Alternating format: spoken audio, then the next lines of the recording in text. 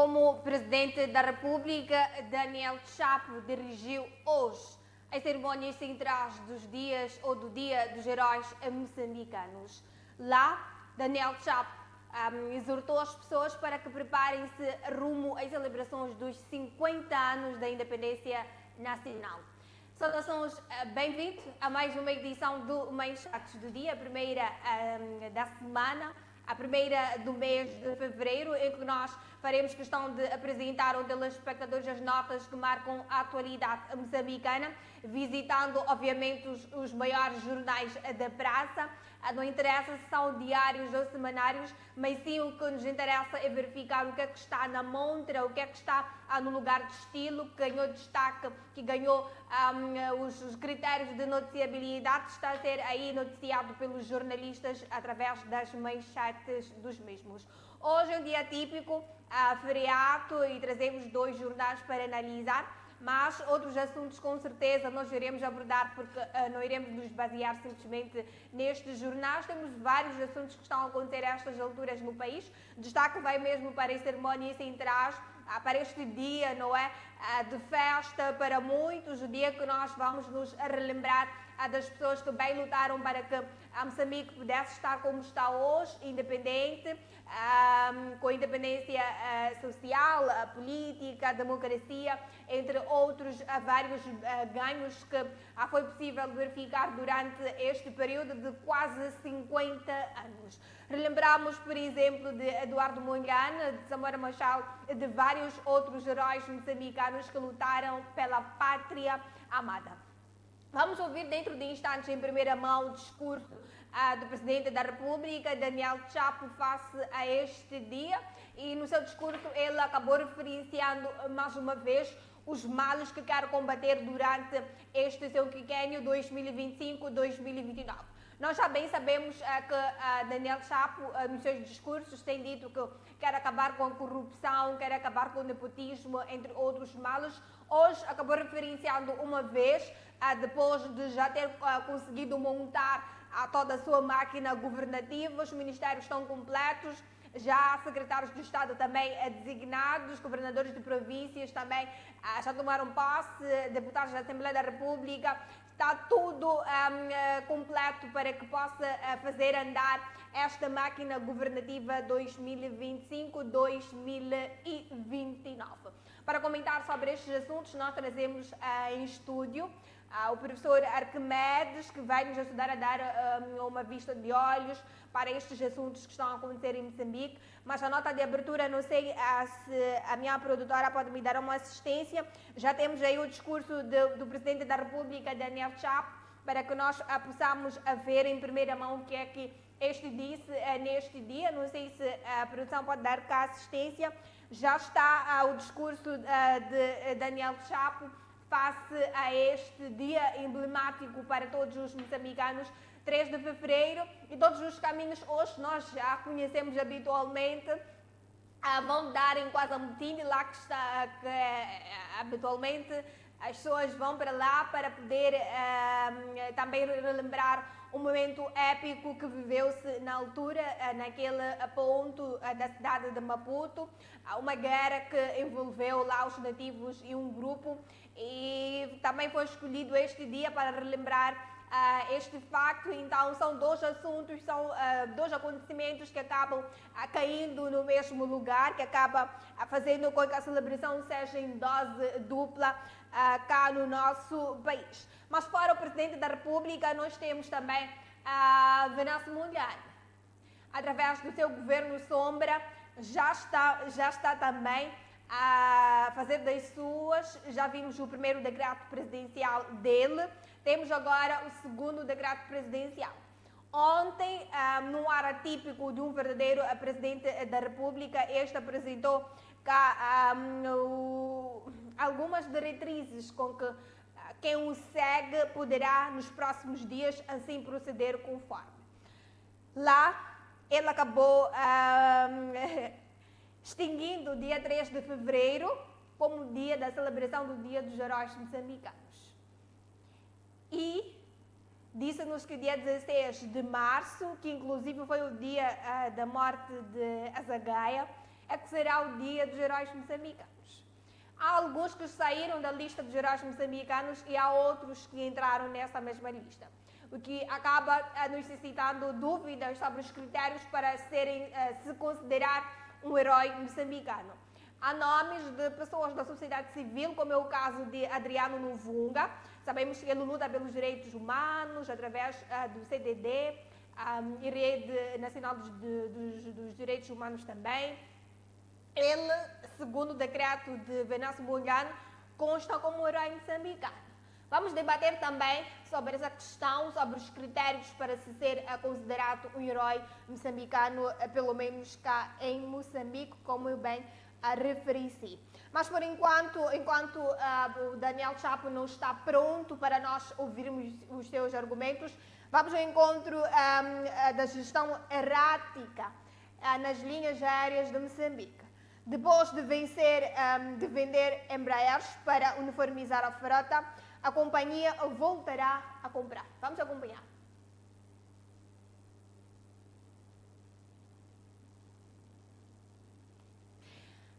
Enquanto as condições vão sendo organizadas para nós podermos ir a um encontro tanto da peça sobre as linhas aéreas de Moçambique, também temos o Presidente da República, Daniel Chapo, para irmos ao encontro dele também. Temos Venâncio Mondlane, que anunciou mais um decreto presidencial que quem o segue deverá seguir nos próximos dias. Inclusive, ele referenciou que no dia 16 de março, que não é feriado, pelo menos em Moçambique, não é um feriado nacional, ele decretou este dia como um feriado nacional. Ninguém deve se fazer aos postos laborais, ninguém deve fazer qualquer outro tipo de trabalho. É um dia de descanso, é um dia de demonstração de agradecimento pelas pessoas que lutaram para a independência de Moçambique. Mas ele diz que agora a questão não é muito sobre luta nacional, mas outros critérios. Nós vamos acompanhar em primeira mão o discurso dele. Não sei qual das peças de produção nós já temos no ponto, se é sobre o Presidente da República, Daniel Chapo, ou se é também sobre a gestão errática dentro da LAM. O edital, o concurso envolve a submissão de manifestações de interesse para o fornecimento de aeronaves destes dois modelos por empresas ou consórcios nacionais ou estrangeiros e vai decorrer até 7 de fevereiro. Fonte da companhia aérea citada pela Lusa explicou que este procedimento não tem, nesta fase, quantidades específicas de aeronaves a contratar, porém, a decisão final vai depender das propostas apresentadas neste concurso. A LM opera 12 destinos no mercado doméstico. A nível regional, voa regularmente para Joanesburgo, Dar es Salaam, Harare, Lusaka e Cidade do Cabo, e Lisboa é o único destino intercontinental, mas a companhia tem enfrentado sucessivos problemas operacionais. Entretanto, a LM escolheu na semana passada Marcelino Gildo Alberto para presidente do Conselho de Administração, a terceira nomeação para liderar a companhia aérea em menos de um ano. Segundo um comunicado da LM, a decisão foi tomada em Assembleia Geral Extraordinária da companhia, entrando em vigor em 22 de janeiro, o mesmo acontecendo com a cessação de funções de Américo Muxanga, que liderava a transportadora aérea desde julho de 2024, mas que foi, entretanto, empossado no cargo de Ministro das Comunicações e Transformação Digital.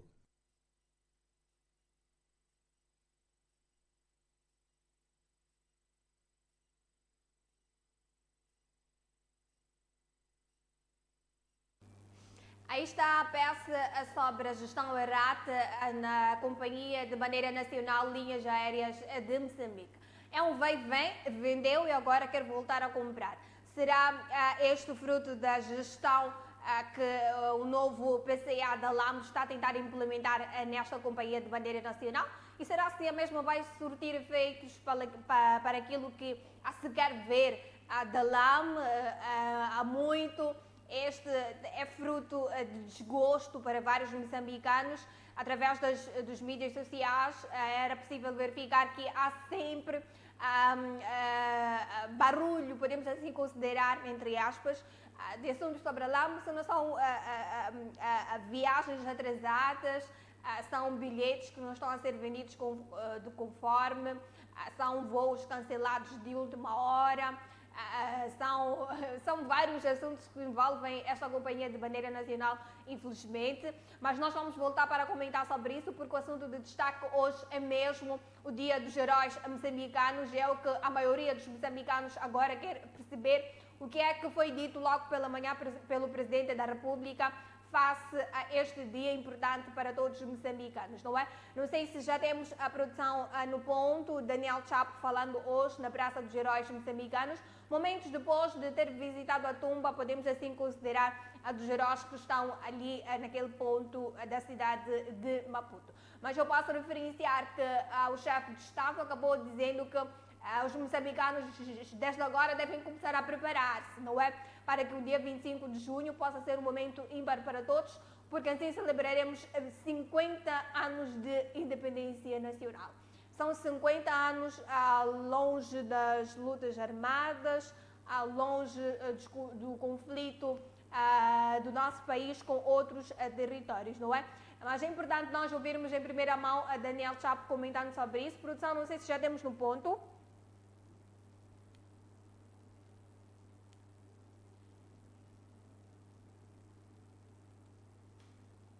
Enquanto a produção vai colocando aí no ponto o estadista moçambicano falando hoje, não é? Na Praça dos Heróis Moçambicanos, discursando pela primeira vez como o chefe de Estado numa cerimônia deste tipo. Os últimos dias ele esteve simplesmente a impulsar a sua máquina governativa, que diga-se de passagem que já está completa. Mas tenho a indicação de já termos no ponto Daniel Chapo discursando hoje pela manhã.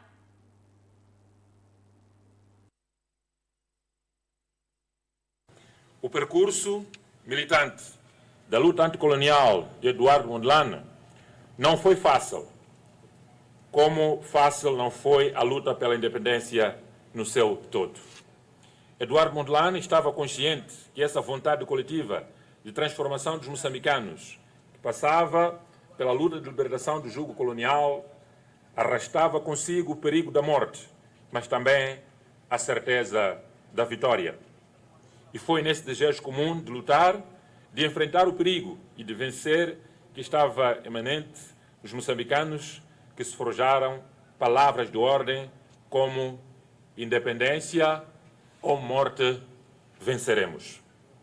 Compatriotas, a 3 de fevereiro foi assim o dia escolhido para homenagear os homens e as mulheres que, em circunstâncias particularmente difíceis, consubstanciadas na brutalidade do regime colonial português, entregaram-se à patriótica tarefa de lutar pela independência política do nosso país. Ao longo desta história dos 50 anos de independência, os moçambicanos têm sabido enfrentar, vencer as diversas dificuldades, desde a agressão do regime minoritário da região, a guerra dos 16 anos, os ataques terroristas, até as catástrofes naturais, entre outros, mostrando uma grande resiliência e determinação. Esta luta pela nossa afirmação tem sido árdua, da mesma forma como foi muito exigente para os combatentes nas diferentes frentes que travaram na luta contra o regime colonial. Por isso, neste ciclo de governação, definimos como a nossa visão a implantação dos alicerces da nossa independência econômica. Uma independência econômica que exige o melhor de nós e uma recusa nossa à prática nociva como a corrupção, o nepotismo, o lambebutismo, o amiguismo, entre tantos outros males que enfermam a nossa sociedade e o nosso Estado. Ela impõe que haja em nós o respeito pela dignidade da pessoa humana, pelos direitos e deveres fundamentais, pela isenção, pela honestidade, pela integridade, pela responsabilidade, pela transparência, pela competência e, sobretudo, no serviço público ou na gestão do erário público. Mais uma vez, o Presidente da República dizer que quer acabar com o nepotismo, com a corrupção e outros males que enfermam a sociedade moçambicana. Professor, bom dia. Como é que está? Feliz feriado para si. Qual a disposição para nós comentarmos sobre os assuntos políticos, sociais e económicos? Muito obrigado. Bom dia para ti também. Dizer que está bastante elegante. Estou com uma boa disposição, sendo hoje um dia bastante marcante e fundamental para a história de Moçambique. 3 de fevereiro, em 1969, morria uma grande figura, Eduardo Mondlane, que acabou sendo coroada como uma figura patrona da unidade nacional e da construção daquilo que viria a ser a nação moçambicana como um todo. Todavia, esse é um dia não só meu, não é só de Mondlane, não é apenas daqueles que tombaram na luta pela libertação de Moçambique, é de todos nós. Há um grande problema, vamos assim dizer, histórico e teórico de atribuirmos apenas, para o contexto moçambicano, a heroicidade para aqueles que combateram contra o colonialismo. Existem várias vertentes ou várias linhas de heroicidade para um país, mas estou com toda a disposição para fazermos as análises necessárias para as manchetes colocadas para hoje e incidirmos um pouco sobre os 53 ou 54 anos da decreção dessa data como Dia dos Heróis Moçambicanos. Exato. Professor, vamos começar a analisar o discurso do Presidente da República. Se não tiver acompanhado na totalidade, tivemos aí uma parte do seu discurso, onde ele enfatiza mais uma vez a necessidade de acabar com os males que enfermam a sociedade moçambicana. O que acha desse discurso do chefe de Estado, que parece-nos até repetitivo? Começamos dizendo que entre a vontade e a materialização de um desiderato há uma distância muito grande. Não basta ter vontade de querer acabar com o nepotismo, é preciso ação, é preciso uma agência mais contundente para isto. Nesses 15 dias, primeiros 15 dias da governação do Presidente, ele tem mostrado, vamos assim dizer, uma fragilidade em termos de atuação. Um discurso não é necessariamente o leitmotiv que nos garanta que de facto isso irá acabar. Esse é um discurso tradicional da Frelimo. Ele foi incubado dentro da Frelimo e é um pressuposto básico que ele iria trazer, mas entre o dito e a ação não há necessariamente uma simbiose em termos de faticidade desta coisa. Todos nós queremos que o nepotismo acabe, todos nós queremos que haja, vamos assim dizer, uma justiça social mais integrada e integrativa. Agora, o discurso não é necessariamente suficiente. E eu também não esperava, para uma data como esta, de hoje, que o Presidente fosse trazer um discurso como este. No fundo, eu esperava um discurso um pouco mais refletido sobre a história de Moçambique, sobre os ganhos e os desafios que Moçambique tem. Agora, trazer valores trabalhistas, burocráticos, não vai mudar muito o cenário e nem vai nos ajudar a dar uma luz ou uma ideia sobre o horizonte futuro do que Moçambique poderá ser. Ok, exato. E também acabou falando sobre os critérios para se ser herói. Disse ter lutado pela independência de Moçambique não dá, ou não é um critério suficiente para estar inserido na lista dos heróis moçambicanos. Pode também debruçar sobre isso, que falou logo no princípio do seu discurso? Muito obrigado. Eu penso que existem outros horizontes que podiam ser integrados para a heroicidade. Lembrar que nós tivemos uma pandemia bastante grande e o setor de saúde desempenhou um papel fundamental para garantir a saúde dos indivíduos.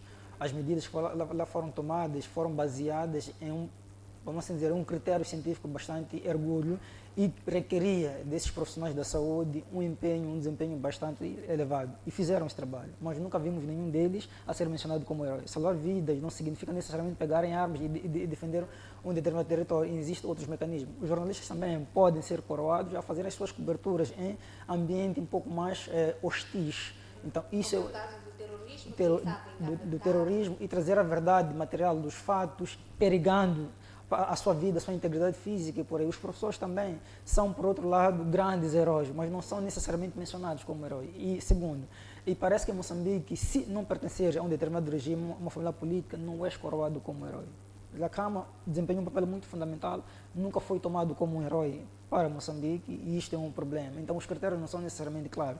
E podemos entender, por outro lado, por exemplo, as nomenclaturas que nós temos ao longo da cidade de Maputo ou do nosso país, né? E muitas das vezes as ruas e tal, por aí. Então, é significativamente válido que, por exemplo, encontres uma Karl Marx como uma avenida significativa de Moçambique. Isto deve-se ao fato de que, depois da independência ou no processo da independência, nós seguimos o modelo socialista e, por termos sido socialistas, acabamos denominando figuras socialistas para este processo. E se tivéssemos enveredado por um caminho capitalista, quero imaginar que os nomes das nossas avenidas, das nossas ruas, também teriam um cunho de pessoas capitalistas. Exato. Enquanto falamos, a produção pode passar, por exemplo, o Jornal Notícias, não é? Que nós iremos analisar no dia de hoje, para que os telespectadores possam ver de antemão o que é que está descrito na capa do Jornal Notícias, não é? Mas, entretanto, professor, uma outra questão que é importante nós conversarmos, disse-nos que há critérios a serem tomados em conta para a coroação ou dar títulos de heroicidade no país. Acredita que é uma coroação dos da Frelimo, podemos assim considerar? Imagino que sim, isso é verdadeiro e é por simpatia e por consequência da luta que eles fizeram, eles encontram dentro do processo histórico uma legitimidade para isto. Faço uma pergunta muito simples. Já encontraste em alguma avenida ou alguma declaração, seja do presidente Samoa, do presidente Chissano, do presidente Guebuza, do presidente Chapo hoje, ontem, alguma nomenclatura diferente, a não ser dos da Frelimo e com quem eles simpatizam ou têm, vamos assim dizer, um cunho de familiaridade teórico e ideológico? Não encontramos isso. Há outras pessoas que combateram em formas diferentes. A Zagaia é um exemplo significativo disso. Há outros meandros sociais que vão trabalhando dentro deste processo e que lutaram muito mais do que isso. E, segundo, e parece que só destacamos aqueles que fazem parte do quadro significativo da própria Frelimo. Isso é um problema e uma fragilidade. Quer dizer, esses títulos não podem ser feitos, vamos assim dizer, por simpatia ou por gosto de uma determinada figura, mas pela avaliação do trabalho e do contributo que essa figura terá dado para o contexto social de Moçambique. Uhum. E disse-nos também que era importante tirar-se em cada setor lá alguém que pudéssemos considerar como sendo um herói. Como é que podia ser feita essa escolha, visto que são vários, por exemplo, profissionais de saúde, são vários professores que existem a estas alturas no país, são vários os músicos, são vários artistas plásticos. Como é que poderia-se identificar alguém para ocupar o cargo ou uma posição de heroicidade do país? Primeiro, pela obra que essa figura possa representar, pelo trabalho que ele tem a desempenhar e pelo contributo significativo que ele tem dado. A nível da saúde, podemos, vamos assim dizer, a nível interno, eles podem fazer uma avaliação e propor determinadas figuras, aí na educação mesmo, na comunicação e na defesa também. O processo, eu penso que não é um processo tão difícil. Há critérios, há valores, há princípios de profissionalismo pública muito elevados que podem ser integrados a isso. Há professores que dão um exemplo muito significativo, okay? Mas também há professores que corrompem-se e por aí afora. Então tem que ser uma figura que tem valores morais ou éticos bastante elevados, de valores de Estado e de comprometimento com sua função, com a causa do desenvolvimento do país muito, muito significativo. E por que só considerar herói depois do morto? Olha, este é um problema e nem chega a ser um problema como tal. Olha, houve uma história, não me lembro muito bem em que país, em que uma figura ainda em vida foi coroada como herói, mas não tardou, ela cometeu um crime, ou desviou fundos do Estado. Então, por que isso geralmente acontece? Porque depois de morto, a tua figura fica imaculada. Ainda em vida, ainda há a possibilidade de prevaricar. Então, é necessário. Agora, um outro problema é do reconhecimento das figuras. Podemos reconhecer as figuras ainda em vida, não mortas. Agora, o título de heroicidade postumamente dada tem muito que ver com o fato de que o ser humano é um ser decadente, é um ser de erros, e pode ainda vir a comprometer a sua integridade. Nós sabemos muito bem que a heroicidade também tem muito a ver com a questão da reputação do indivíduo, dos valores que essa pessoa preza. Então, se não for a prezar valores de ética, de dignidade, de responsabilidade e por aí, então corremos o risco de atribuirmos a uma Cecília o título de heroicidade, mas não tarda e vamos cometer um crime. Então é difícil demover ou remover essa titularidade. Exato. Visto que já entramos para um novo ciclo de governação, Daniel Chapo traz mensagens de esperança que acaba até nos parecendo que haverá mudanças na forma como se comanda um país. Acredita que esses todos os fatores que acabou alencando logo no princípio, como por exemplo entregar títulos de heroicidade simplesmente às pessoas que combateram pela luta de libertação nacional, poderá haver mudanças de incluir outros setores, poderá também haver-se a possibilidade de considerar as avenidas, as ruas, entre outros locais, colocar lá pessoas que não sejam necessariamente da Frelimo, olhando para aquilo que já ouviu de Daniel Chapo nos seus discursos? Eu penso que ainda é muito prematuro fazer uma análise do novo ciclo de governação de Daniel Chapo. Primeiro porque eu penso que ele inaugura o seu processo governativo com falhas bastante gritantes. Como eu sempre disse, estamos num momento bastante crucial e determinante para podermos prospectar aquilo que será o futuro da governação de Daniel Chapo. E como pode ter imaginado, ele levou muito tempo para formar o seu governo, o que já é uma deficiência bastante grave. E penso que não precisamos nos deter tanto à questão da heroicidade e tal. Há ainda muito trabalho a ser feito, precisamos reestruturar o país e precisamos rever a maneira como está composta a nossa estrutura geográfica em termos de, de nomenclatura dos próprios nomes. Há alguns que precisamos remover, que não são muito, identitários para o nosso contexto social. E pensarmos que, só pelo simples fato de termos combatido o que foi bom e importante e foi necessário, foi uma conjuntura daquela época. Se tivesse acontecido nesta época, um outro grupo de indivíduos também estaria a fazer essa militância para tornar o país independente. É importante refrisar que há um livro bastante significativo que, de forma muito triste, descreve como Moçambique se encontra. O autor diz que Moçambique só alcançou uma independência, mas ainda temos um ideário que é a questão da liberdade. As liberdades básicas, as liberdades políticas e sociais ainda estão aquém daquilo que nós desejamos para o desenvolvimento do próprio país. E isto encontra-se aliado ao simples fato de termos uma economia bastante debilitada. Não se pode falar da liberdade política, não se pode falar da liberdade social sem uma economia sólida. Então, Daniel Chapo, dentro do seu espectro de governação, precisa repensar a forma como Moçambique precisa construir a sua economia. Eu sou um apologeta ferrenho de que, em termos de economia, Moçambique ainda não tem uma economia. Para que possamos definir uma economia moçambicana, é preciso que o país seja produtor. É preciso que o país pare de ser consumista e comece a produzir a nível de consumirmos produtos que são necessariamente nossos. Uma boa parte da nossa alimentação depende daquilo que a África do Sul disponibiliza e dos donativos estrangeiros. E ainda bem que Donald Trump terá cortado um certo financiamento para Moçambique. Ainda bem? Muito bem, sim. Ainda bem, professor? Muito bem. Mas nós vamos nos ressentir desses cortes, principalmente o setor da saúde. Sem dúvida, concordo com isto. É uma pena, mas é significativo. Isso faz com que nós possamos trabalhar.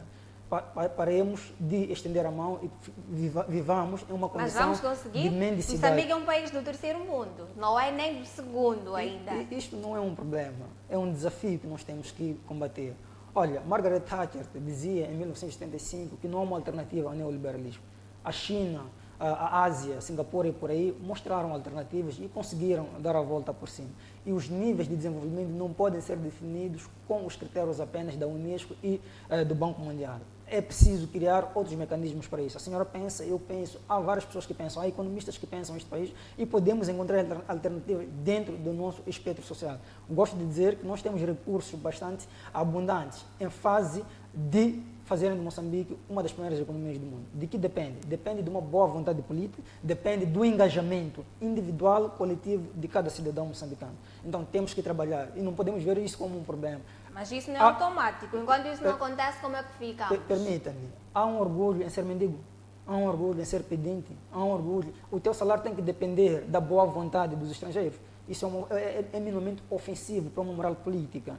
Então, é claro que esse é um processo taxativo e não podemos esperar, se queremos falar da heroicidade, não podemos esperar que o trabalho de hoje reflita em resultados imediatos para nós hoje. É preciso que haja um sacrifício e um comprometimento por parte dos indivíduos. Vamos trabalhar para que as futuras gerações, os nossos filhos, que virão os nossos netos, possam usufruir desta boa vontade. Exato. Dando continuidade no nosso programa, professor, o governo sombra de Venâncio Mondlane ainda continua. E desta vez foi anunciado o decreto número 2, no qual se extingue o dia 3 de fevereiro, que hoje celebramos, como Dia dos Heróis Moçambicanos, e com isso é colocado dia 16 de março como Dia dos Heróis. Inclusive, há nomes retirados desta lista dos heróis moçambicanos e outros que foram acrescentados. Por exemplo, no decreto presidencial do Venâncio Mondlane, Elvino Dias, Azagaia, Adriano Novunga, Wilker Dias, Dinis Tivane, agora passam a ser também heróis moçambicanos segundo o decreto presidencial de Venâncio Mondlane. Uma correção é que não é 16 de março, mas sim 18 de março, o dia designado para ser o Dia dos Heróis, segundo Venâncio Mondlane, no seu governo sombra. Vamos acompanhar.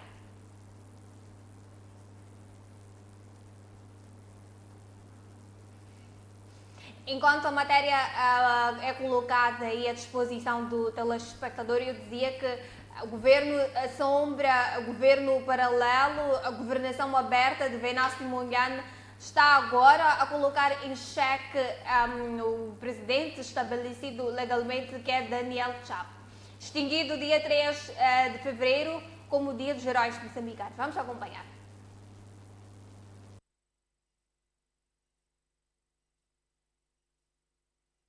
Decidimos pela revogação do dia 3 de fevereiro como Dia dos Heróis. Esta data, 3 de fevereiro, ficou provado que é a data dos heróis da Frelimo e não é a data dos heróis nacionais. Portanto, nós revogamos o dia 3 de fevereiro como Dia dos Heróis Nacionais. Significa que amanhã aproveita a folga, fica em casa, faz tudo o que tu quiseres, mas no nosso coração, na nossa mente, na nossa consciência, dia 3 de fevereiro deixa de ser Dia dos Heróis Nacionais. Estipulamos, então, neste dia 3 de fevereiro, que é amanhã, você levanta as imagens, os cartazes daqueles que você acha que é o teu próprio herói. Então, vamos deixar eles irem à cripta sozinhos, né? Um punhado de pessoas. Nós, que somos o povo e a maioria, revogamos, isto é, a partir da amanhã é o último dia que se comemora o 3 de fevereiro como Dia dos Heróis Nacionais. Revogamos, palavras simples, anulamos dia 3 de fevereiro como Dia dos Heróis Nacionais. E qual é o dia que nós estipulamos como Dia dos Heróis Nacionais? Estipulamos o dia 18 de março. Por quê? No dia 18 de março de 2023 é onde começa, de fato, o grande movimento da nova República, se vocês permitirem, da Terceira República. No dia da comemoração, da celebração da vida e da obra de Azagaia. Vocês sabem o que aconteceu, que a polícia carregou sobre os jovens, acusou-nos de fazer tentativa de golpe de Estado.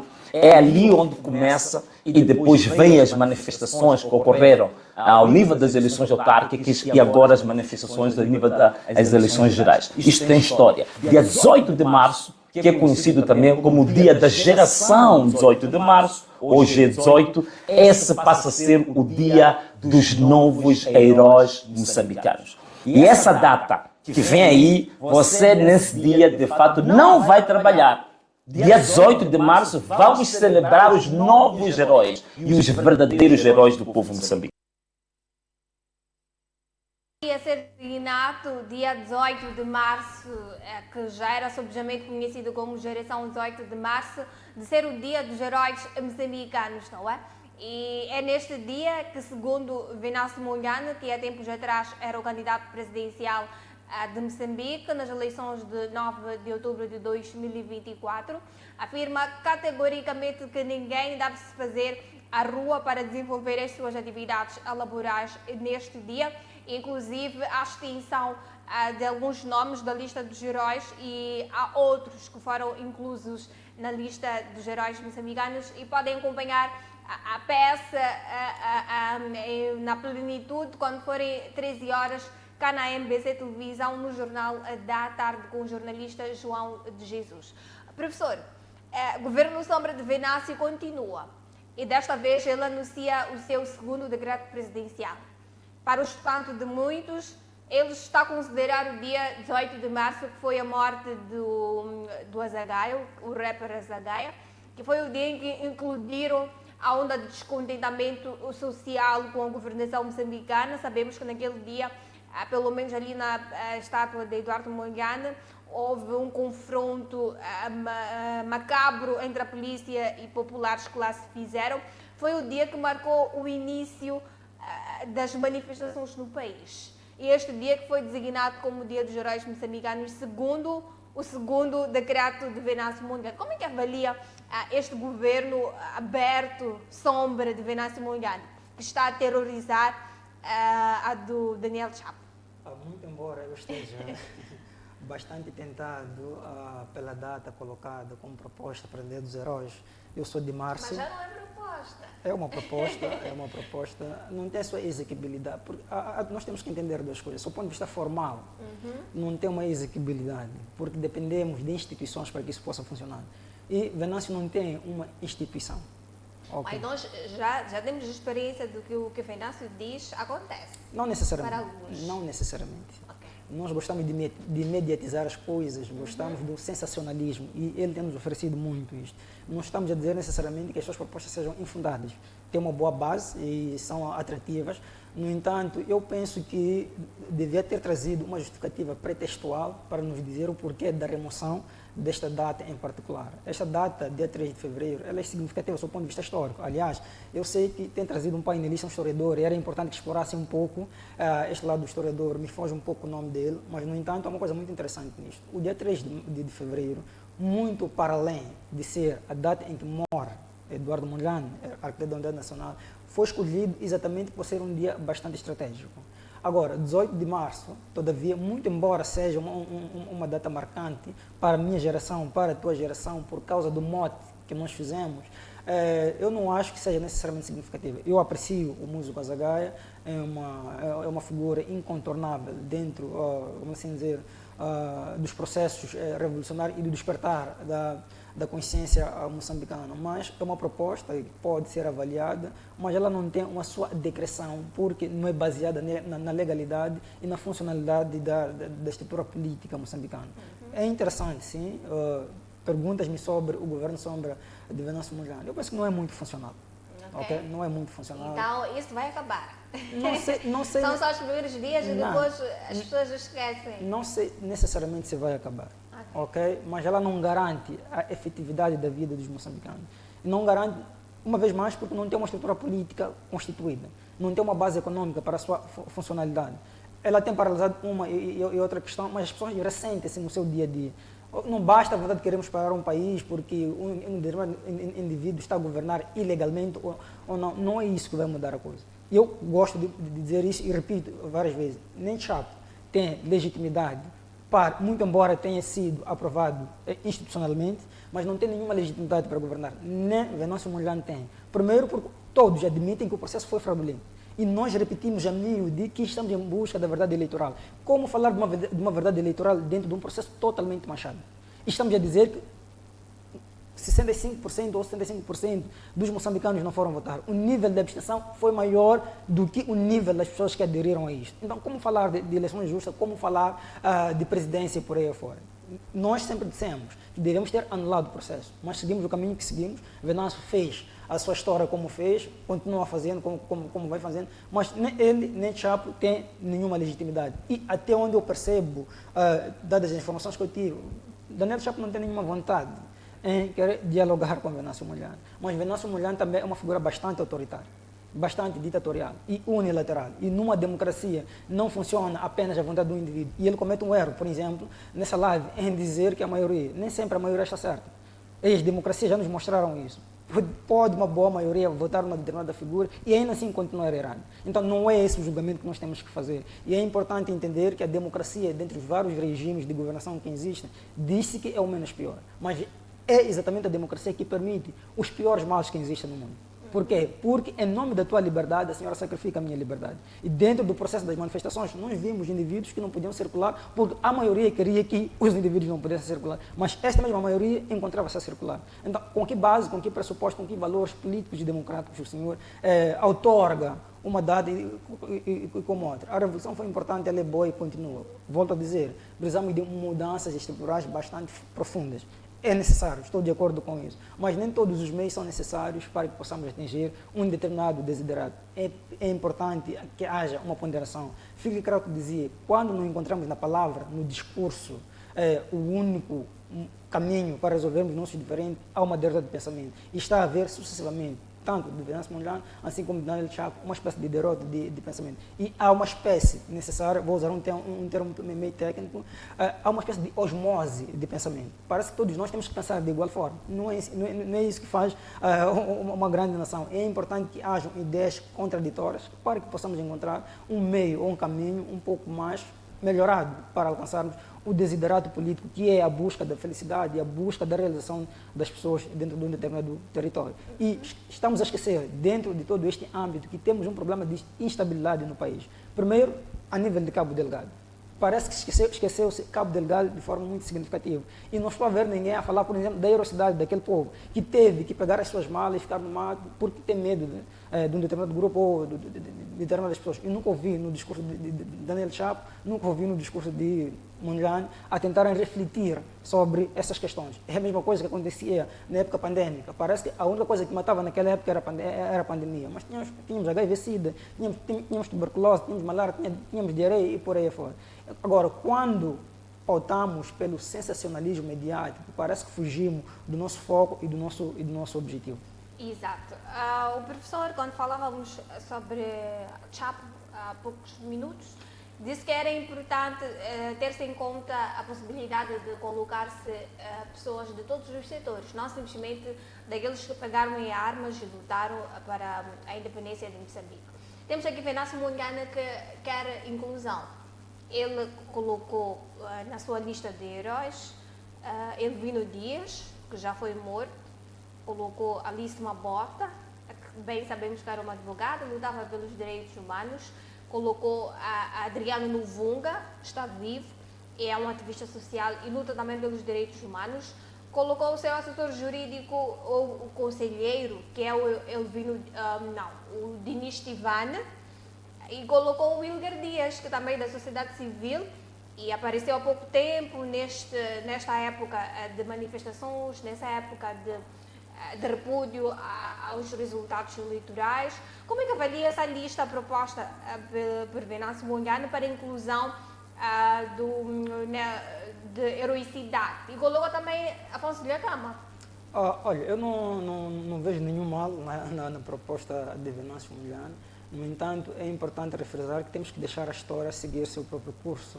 Ela nos dirá, de facto, se Dinis Tivane, Alice Mabota, por aí fora, são merecedores desse título de heroicidade ou não. Ainda há muito trabalho a ser feito. Alice Mabota é uma figura incontornável, merece o título de heroína. Afonso de Acama fez um trabalho bastante significativo, é merecedor. Elvino Dias passou por um infortúnio, mas não penso eu que necessariamente pudesse merecer esse título. Infelizmente a vida dele foi precipitada, talvez teria dado um pouco mais de contributo para isso. Agora, do ponto de vista simbólico, claro que podemos colocar. Agora, o Tivane tem as minhas reservas e penso eu que tenha sido colocado por uma questão de afinidade, não é? Uma questão de afinidade, não necessariamente por um trabalho. Há muito trabalho ainda a ser feito e não podemos precipitar a cidade. Adriano Luvunga também ainda está a trabalhar, ainda podemos levar um tempo para fazermos isso. O Zagai é merecedor deste título, sem dúvida nenhuma. Luvunga precisa trabalhar mais um pouco e pronto. Exato. Vamos começar a olhar para as manchetes dos jornais antes do programa terminar. E desta feita vamos ver uma atitude de Moçambique, que é o Jornal de Notícias, e perceber qual é a tendência noticiosa deste dia, num dia de feriado nacional. Entretanto, este jornal acabou apostando em outros assuntos para trazerem a alusão, que é o reforço da vigilância contra a febre hemorrágica que já eclodiu na Tanzânia, professor. Claro, é importante revermos questões de saúde, são bastante significativas. Um corpo debilitado ou vulnerável a doenças hemorrágicas não tem condições de dar uma contribuição significativa. Mas eu penso que a saúde tem feito o seu trabalho dentro das condições em que ela tem. mas pudesse fazer um pouco mais de aposta. Aliás, pensando sob o ponto de vista de prioridades governativas, eu penso que a saúde deveria ser reforçada sob o ponto de vista de subsídio, não, sob o ponto de vista de fundos para que possa fazer face a algumas doenças, né? Outros assuntos que nós podíamos verificar ainda no jornal A Notícias, só pedir a produção para colocar na tela, porque a falta de moeda estrangeira afeta a retoma da indústria, que a maior parte delas foi destruída durante as manifestações. A estas alturas, já há um bom tempo que a CTA vem reclamando sobre a falta de divisas no território nacional. Isto acontece numa época muito crucial para o estabelecimento de várias indústrias, principalmente a Companhia da Matola. Quase todas as indústrias que lá estavam foram saqueadas durante os últimos dias de dezembro de 2024, professor. Claramente, e nós já havíamos refletido isto no ano passado sobre as implicações que tinham aquelas manifestações do ponto de vista econômico. E não vai ser muito fácil retomar as atividades comerciais. Primeiro, não necessariamente por causa dos saques, mas por causa da inexistência de uma capacidade financeira ou econômica para fazer face a isso. E Trump tomou uma medida bastante significativa no sentido de cortar um certo financiamento para Moçambique. E isso vai implicar por um bom tempo. Eu dizia nos programas anteriores que os 5 anos não serão suficientes para resolver os problemas econômicos. O governo, como bem disse Guebuza na tomada de posse de Chapo, ele terá que fazer milagres. Parece que terá que se tornar um Jesus Cristo em fazer um bom milagre. Agora, de que deriva a ausência de moedas estrangeiras em Moçambique, e principalmente o dólar? Deriva do fato de que Moçambique não tem uma capacidade produtiva. E a capacidade de circulação da moeda depende muito da funcionalidade da banca. E a banca está bastante fragilizada. Não só foram apenas supermercados, indústrias que foram saqueadas, os bancos também foram saqueados. Da zona da Matola, onde eu venho, uma boa parte das agências bancárias foram destruídas. E elas precisam retomar as suas atividades e com um pouco de timidez, porque não sabem. Nós sabemos muito bem que o Venâncio Mondlane deu apenas 3 meses para ver como é que o país iria funcionar. E podemos voltar àquele estado Podemos voltar até antes disso, por exemplo, dia 18 de março, já próximo mês. Sem dúvida. Isso pode vir a acontecer. Então, este é o perigo, é a condição na qual nós nos encontramos. E tenho muita dificuldade em, por exemplo, definir o que é prioridade neste momento. Parece que tudo tornou-se prioritário. Tudo em Moçambique tornou-se prioritário. É o comércio, precisamos comer, são as atividades laborais que tornaram-se... Há um clima de incerteza. A física teórica do século passado, ela dizia que nós vivemos num mundo de incerteza. Até ontem sabíamos muito bem o que seria do amanhã.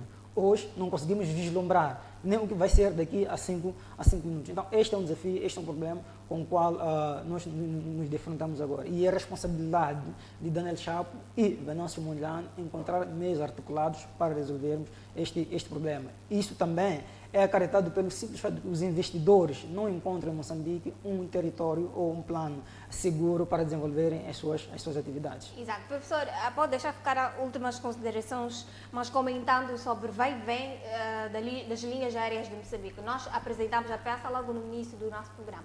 Olha, eu penso que falar da LAM é uma vergonha nacional. Não podemos levar muito tempo a nos deter em isto. Precisamos de resoluções para este problema. Em linhas gerais, eu gostava de parabenizar a todos os moçambicanos pela data comemorativa da heroicidade nossa, que é muito nossa, e penso que podemos repensar a questão da nação moçambicana e continuamos a trabalhar, cada um dentro do seu âmbito, dentro das suas possibilidades, com as inteligências que nós temos. É importante valorizarmos isso. E muito obrigado pelo convite, é sempre uma satisfação cá estar. Exato. Muito obrigada, professor, por ter aceito o convite para comentarmos sobre os assuntos que marcam a atualidade moçambicana a estas alturas. Mas nós não esgotamos os jornais, a produção só vai colocar a manchete do jornal Ipuele, baseado em Nampula, só para visualizarem. Nós fecharmos o nosso programa desta edição. Foram estes 2 jornais que nós queríamos apresentar ao telespectador. Tivemos os pronunciamentos ou o discurso do chefe de Estado, Daniel Chapo, hoje na Praça dos Heróis Moçambicanos, quando falava sobre este dia importante para todos. Por outro lado, tivemos Venâncio Mondlane, que anuncia um novo dia para a celebração dos heróis nacionais. E assim fizemos o nosso programa e nós prometemos voltar amanhã, pontualmente 11h30, com mais informações importantíssimas para todos. Mas não se esqueça que logo a seguir Temos o MBC Informação da Tarde com o jornalista João de Jesus. Até lá.